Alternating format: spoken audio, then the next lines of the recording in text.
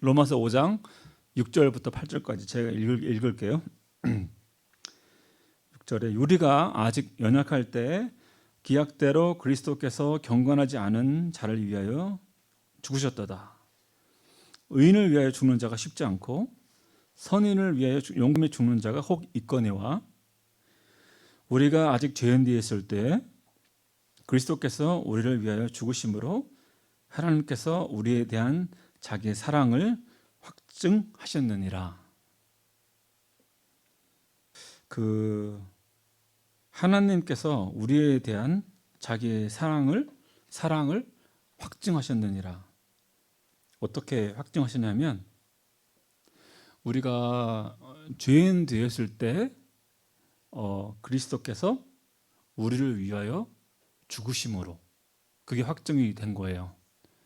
그게 이제 무슨 얘기냐면 우리가 예를 들어서 하나님 보시기에 정말 그리스도가 즉 하나님의 아들이 와서 자기를 희생해서 자기를 제물로 바치고 십자가에서 못 박히고 그렇게 할 만한 가치가 있는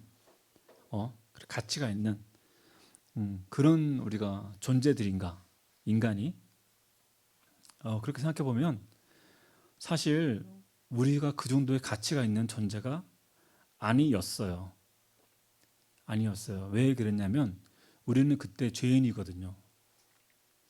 그러니까 우리는 이렇게 말하는 그런데 더러운 존재들이에요. 더러운 존재들. 영적으로 인간들은. 왜냐하면 저주받은 상태, 즉 죄가 우리에게 있고 원죄가 있고 죄의 그 어떤 자범죄, 죄의 씨앗이 우리 속에 있기 때문에 사람은 죄 속에서 살아요. 죄 속에서.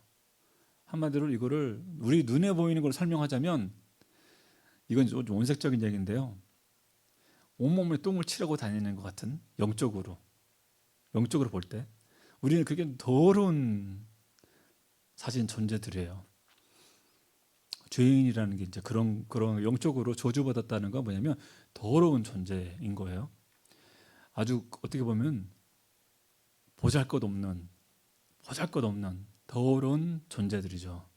근데 그런 존재들을 위해서 하나님이 자기 아들을 보내서 말이 자기 아들이지 자기 본인 자신이에요. 본인이 육신을 입은 모습을 보내서 sacrifice 십자가에서 제물로 바쳐주고 대신 죽었다는 거예요. 그럼으로써 하나님이 우리에 대한 자기의 사랑을 확증하셨다. 왜냐하면 하나님은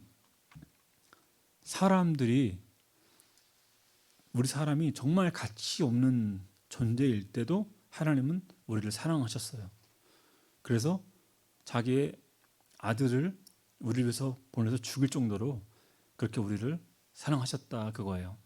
자, 그러면 여러분 우리가 이제 예수를 믿었어요. 그죠? 예수를 믿고 나면 어떤 일이 생기냐? 우리 죄가 이게 깨끗해져요. 영적으로 볼 때 또 어떤 얘기냐면 우리가 이렇게 샤워를 한 것 같이 깨끗해진단 말이에요. 거룩한 존재가 된단 말이에요. 우리가 예수의 피가 우리 안에 들어오면 우리가 거룩한 존재가 되면서 깨끗해지는 거예요. 자, 그러면 이제 좀 내가 사실 거룩할수록 하나님께도 어떻게 보면 가까이 갈 수 있어요. 하나님께 가까이 갈 수 있어요. 왜냐하면 하나님이 정말 하나님은 거룩하신 분이거든. 하나님은 여러분 이렇게 생각하면 돼요. 정말 하얀 옷을 입은 깨끗한 정말 깨끗한 존재, 정말 순수한 결정체 같은 깨끗한 존재, 정말 너무너무 거룩.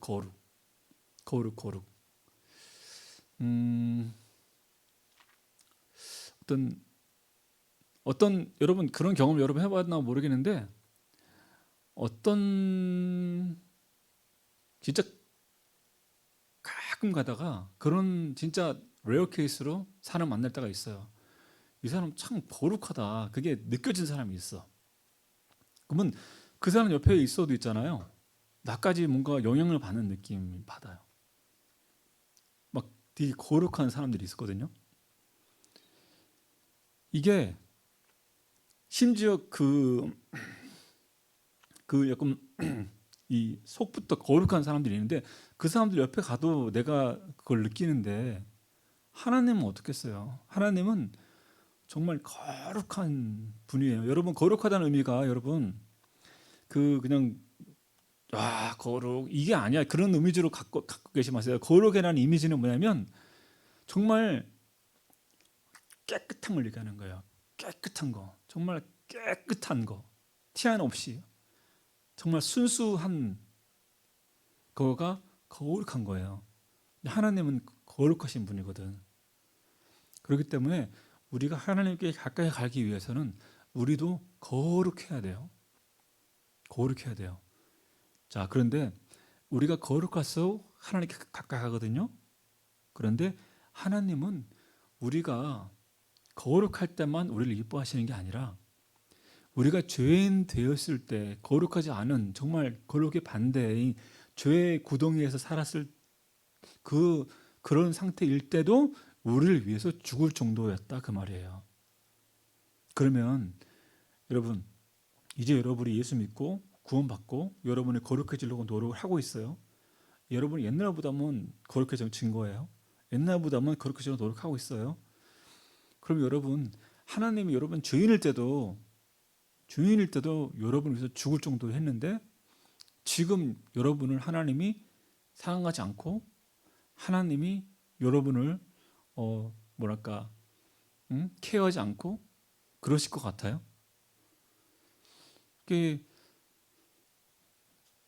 사람들이 하나님에 대해서 오해하는 거를 자꾸 이제 얘기를 하는데 하나님은 진짜 사랑이세요. 사랑. 정말 하나님은 사랑이시라 기독교는요 어떻게 보면은 그냥 사랑으로 시작해가지고 사랑으로 끝나는 것 같아요. 기독교는 진짜 기독교는 근본적으로 사랑이 깔려 있어야 돼. 거기에 모든 일에 사랑이 들어가야 돼. 사랑이 들어가지 않으면요 이게 기독교 이 자체가 이게 다 이상해져 버려요. 여러분 교회에서 우리 찬양할 때 기도할 때 예배 드릴 때 봉사할 때 이때 다 사랑이 있어야 돼. 사랑하는 마음이 있어야 돼. 하나님을 사랑하는 마음 그리고 하나님을 사랑하는 마음이 있으면 옆에 있는 형제 자매들을 사랑하고 용납할 수 있는 마음이 생겨. 이게 무조건 따라가야 돼요.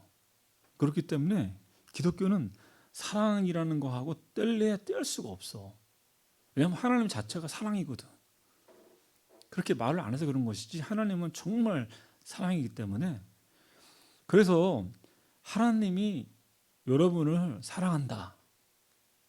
하나님이 여러분이 죄인일 때도 여러분을 죽을 정도로 사랑했다.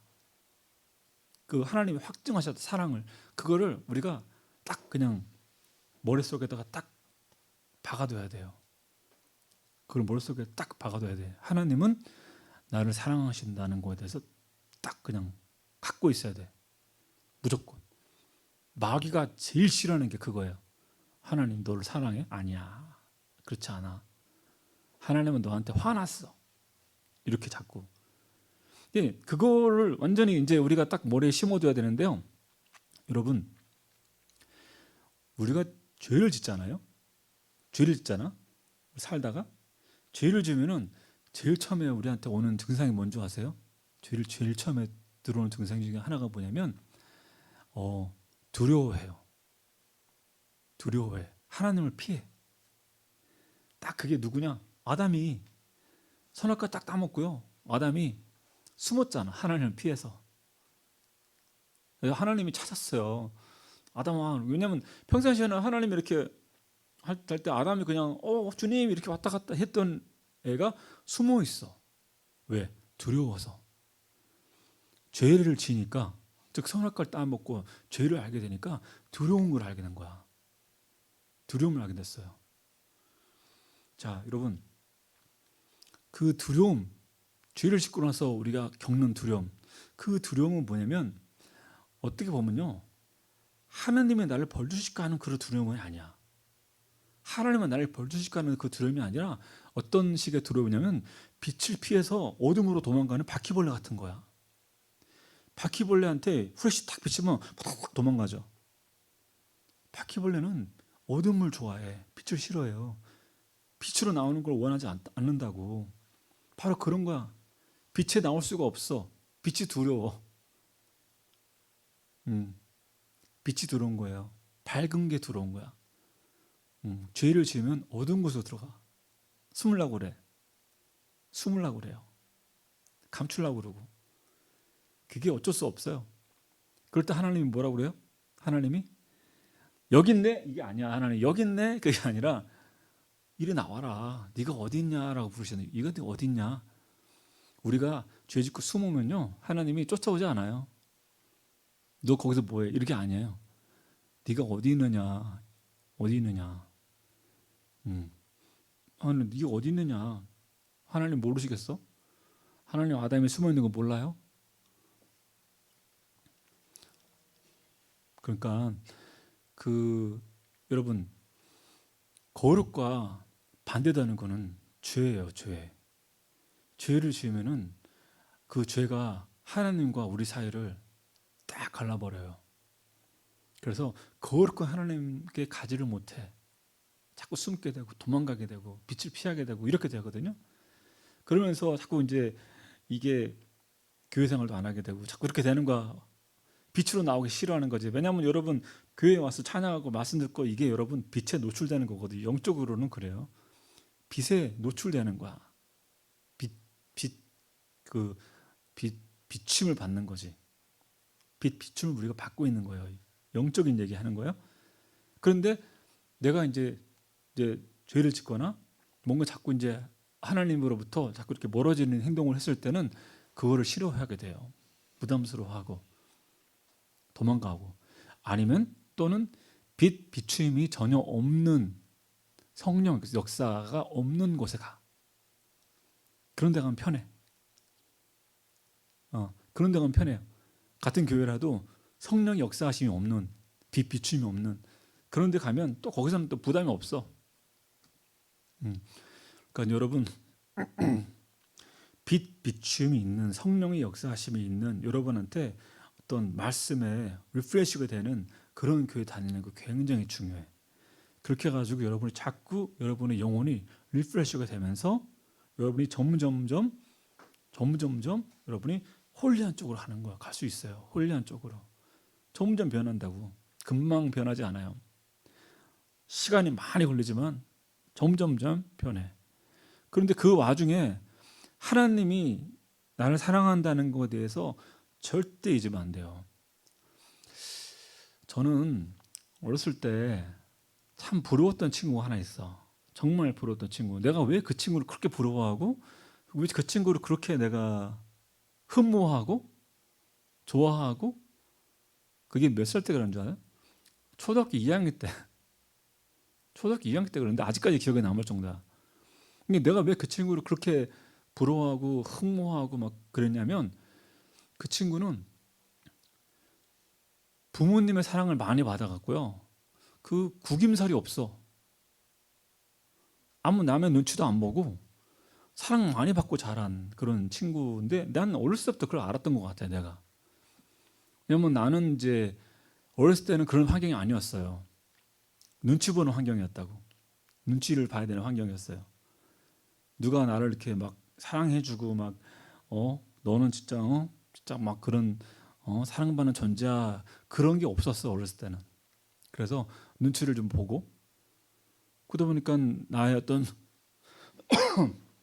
자존감은 굉장히 떨어지는데, 그때는 몰랐지. 굉장히 자존감이 이제 떨어진 상태인 거죠. 왜냐면은 하여튼 난 혼자니까. 하여튼 그래서 그게 참 부러웠던 것 같아요. 근데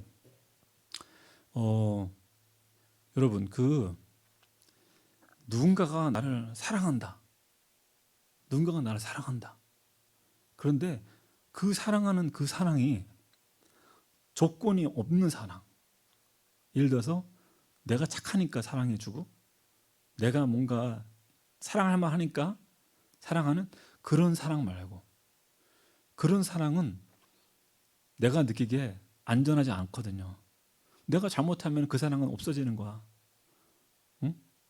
내가 실수하거나 내가 뭔가 자꾸 뭔가 그러면은, 그래서 입양돼 가지고 이제 온 사람이라든가 그런 사람들은 그렇게 생각하지. 내가 잘못하면 이 부모님이 나를 싫어하겠지? 그런 생각을 하게 돼요. 어쩔 수가 없어요.